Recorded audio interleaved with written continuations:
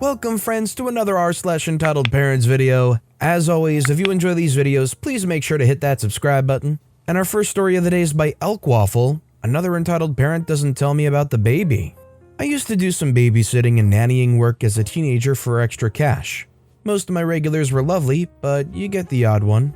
I was a very popular babysitter in the area and would happily work with very short notice, so I regularly got calls from parents who had been given my number, needing a babysitter within a few hours. This meant that when I got a call from a parent of a classmate of one of my regular kids needing a babysitter that evening, it wasn't that surprising, and I happily accepted. The referral came from one of my favorite regulars, so I had no initial concerns. First red flag was that they had this huge Rhodesian Ridgeback dog which was rather protective of his house. But I'm good with dogs and we got on pretty well after a small introduction. Unexpected, but fine. Please warn people if a rather protective dog is wandering the property. It was about 5 p.m. at this point, so I go through the usual asking for rules. Does their 9-year-old son need dinner, bedtime, etc.? Essentially the answer was, we'll be back around 2 a.m. There are 0 rules. The kids will pick something from the cupboards and just to let them have whatever he wants. No bedtime, no rules on what shows he could watch. The 9-year-old was going on about South Park, which is why I checked this rule repeatedly, but apparently it was all good for him to binge watch that all evening. Relatively uneventful evening. Kid was surprisingly well behaved considering they had no boundaries. Until the parents get home.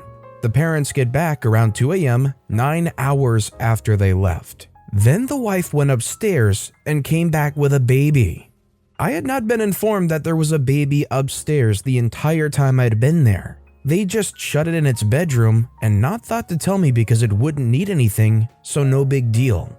What the heck? Even if they don't need anything, what baby sleeps through 9 hours without a peep? I'd generally heard nothing all night and I was on alert knowing the dog was around, as I didn't 100% trust it. If there was an emergency, I wouldn't have known to get the baby out of the house. Turns out they didn't want to tell me because they were concerned I'd charge extra for 2 kids. Note, I didn't, it was flat rate up to 3 kids. I just took my money and left, told my mom, who worked for the school their kids went to. There were other safeguarding issues it turns out, so this one on the reported list there. Not long after, they left the country with no warning. This isn't even the only time a parent has surprise dumped their baby on me. Apparently, I just look like I'll be cool with it. I think the reason why this isn't even the only time that somebody's done such a thing is I think a lot of babysitters do have some kind of special or extra charge if it's a baby, rather than just watching a kid that can, for the most part, handle themselves. If you had babysitted and after those 9 hours they come back and they reveal that there was a baby upstairs the entire time they never told you about, would you consider calling Child Protective Services? Or do you think that maybe it's just not any of your business? Let me know what you think in the comments down below. This next story is by Rose Princess 1, entitled Mother Wants Me to Not Buy That in Target because her daughter is too old for dolls. Okay. This happened today while I was out and about, doing some shopping with ye old hubby. Now to preface this puppy, I collect, sell, restore, customize, and trade dolls. Always have, always will. I love dolls. I can make up any insane fashion I want and put it on one of my dolls to try it out. I love working on them and I do a lot of art based off them as well. So, seeing how it's payday tomorrow, and I had a little extra scratch, I've busted my butt all week at work, and I just got raised to $13.20 an hour, I thought I totally deserved a little reward. So I moseyed on into the home of Bullseye, and went to procure myself one of the new Rainbow High dolls I'd been pining for during the last 2 months. $35 for one doll is a bit much, but again, raise, extra cash, needed something to refresh myself after all of the insanity of the world lately. So I was determined to purchase this little pink-haired cutie for myself, then go home and enjoy her with gusto. As I was looking through the 3 they had, finding the one in the best condition, up scampers a little girl about 11 to 12-ish. She smiles at me and looks at the doll I'm holding. "Hi sweetie," I tell her. I love kids and want to be an art teacher someday, so I enjoy interacting with the little monsters. She blinks at me, looking like an owl, and then looks at the doll I'm holding. "Is that your doll, ma'am?" she asked softly. I smile at her because she's a sweet little thing and nod. "Well, she will be when I pay for her." But she looks around and then says, "You're a grown-up." I smile. Oh joy, one of the kids with those kinds of parents. "Well," I tell her, "I am a grown-up. That means as long as I work, my bills are paid, my husband's okay with it, and I have money, I can do whatever I want, even buy dolls." She looks at me like I just blew her little mind and then wanders away, while I go back to deciding which Kia heart has the least eye wonk. About 30 seconds later, up storms entitled mother. She has your typical entitled mother look. My day job's in retail, so I know all about this kind of chickie. I give her this smile I've mastered through years of retail work. You know the one. The "I hate every fiber of your being, but I can't fight with you right now" smile. "Hi," I tell her. "Need something, hun?" She looks me up and down like I'm the lowliest worm to ever grace the face of this lovely green earth and literally sneers at me. "My daughter told me that the lady with the dolls just told her that she can do whatever she wants to, even buy dolls," she snapped. "That's right, ma'am," I nod.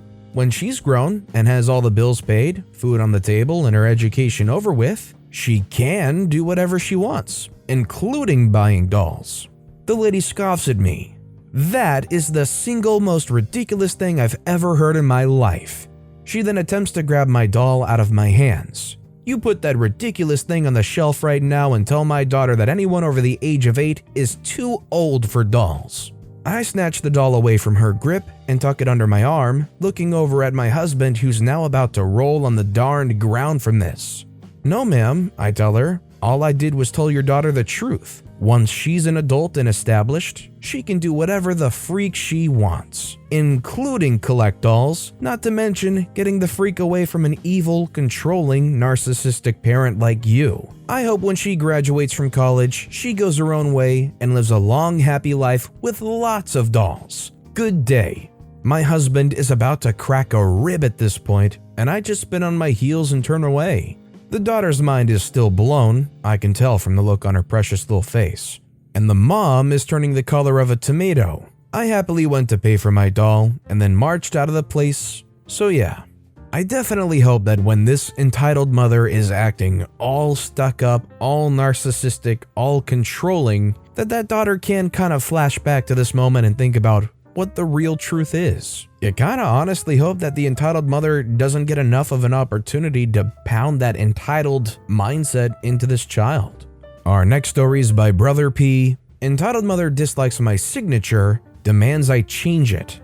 I'm a high school principal and, for better or worse, that means signing a lot of documents. I mean, a lot. Report cards, IEPs, reports, requests, diplomas, the list is endless. Over the years, I've developed a signature that's easy to write, distinctive, and kind of hard to read. In other words, it's a scrawl.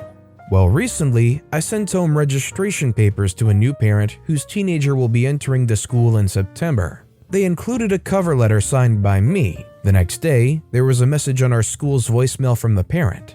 Entitled mother said, "Hi, I just received the registration package from the school, and I had a question about the letter that came with it. It says it's from the principal, but I can't read his signature. Now note that under my signature is my name and my title printed proudly in 12-point Times New Roman." She says, "Can someone get back to me about this?" My secretary called back, and entitled mother demanded to speak to me personally. I say, "Hi there, OP speaking, how can I help you?" She says, "I received your letter with the registration package. I was a little confused because I couldn't read your signature." I say, "Confused how?" "It was from me." She says, "I know, but I couldn't read your signature, so..." Me quietly reflecting. She says, "You know, I don't want to make a big deal of it, but I don't think it's okay to have a signature people can't read." I say, "I'm not sure I understand the concern. The letter's from me, on school letterhead, with my name and title clearly displayed." Entitled mother interrupting says, "But I can't read the signature. I think it needs to be clearer so that, people can read it." Me, thoughtfully silent. She says, "I think you need to change it." I say, "Okay, well, thanks for calling. If you're having any difficulty with the registration papers themselves, you can talk to our guidance secretary." She says, "Are you going to fix it?" I say, "Fix it? My signature?" She says, "I think you need to change it."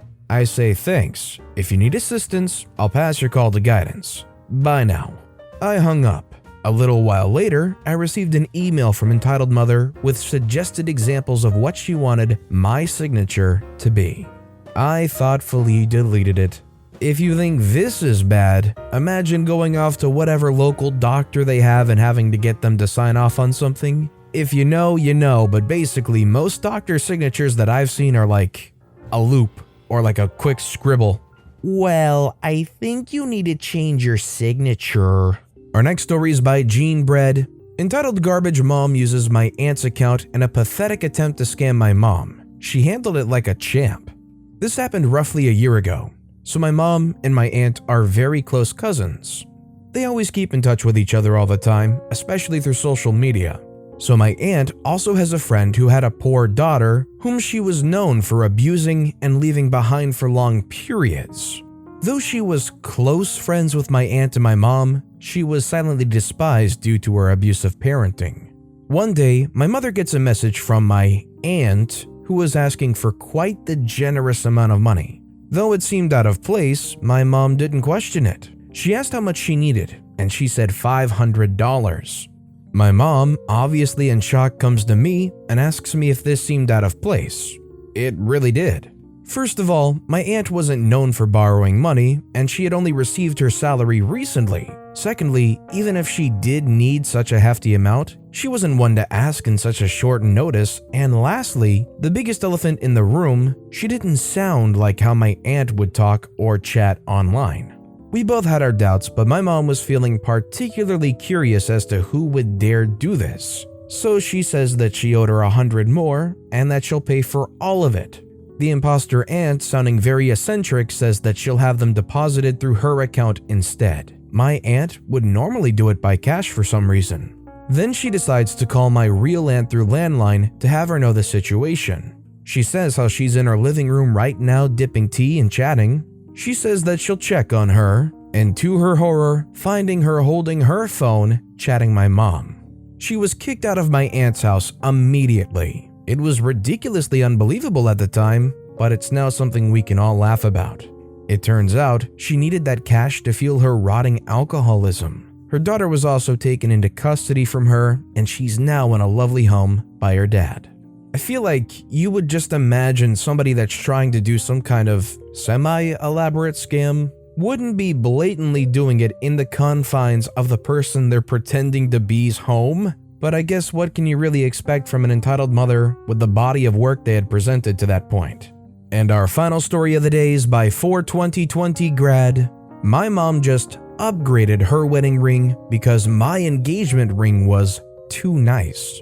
My now fiance said that my mom told her husband that she wanted to upgrade hers the moment she saw the ring my fiance picked for me when he asked for their blessing. Time for an upgrade is exactly what she said. It's been a few weeks and they went to get a quote on a ring, which at first I was fine with and kind of teased her because I thought it was silly she was jealous, to trade it in. I told her as long as it didn't look like mine, and they both confirmed it wouldn't be, as she liked a different cut. Well, she came out with a massive similar shaped stone with a huge thick band made of smaller diamonds, but still larger than average, mind you.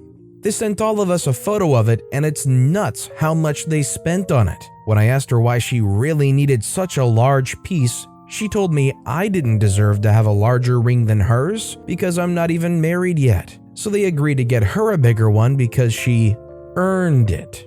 First of all, I think this is insane to equate your self-worth to a ring, but what? And secondly, they said they had been having money problems and the amount they spent seems irresponsible. I just wanted to vent a little and see if anyone has had something similar happen. I mean, I definitely think that this is just a clear-cut case of jealousy. How come they could possibly get anything nicer than what I got? I would think that your role as a parent would be to wish that your kid has nicer things than what you have. And it's not like OP's mom was sacrificing anything for them to get that engagement ring. Just imagine feeling the need to upstage your own child at such a big moment in their life. It's just kind of sad. But with that being said, that's all the time we have for today. So of all these stories I've read today, which is your favorite and why? Let me know in the comments down below. And if you haven't yet, if you could like and subscribe, that would mean a lot to me. Whatever you do, whether it's liking, subscribing, turning notifications on, all of it helps grow this channel and I appreciate the heck out of it. So until next time, I'll see you all tomorrow with some more stories.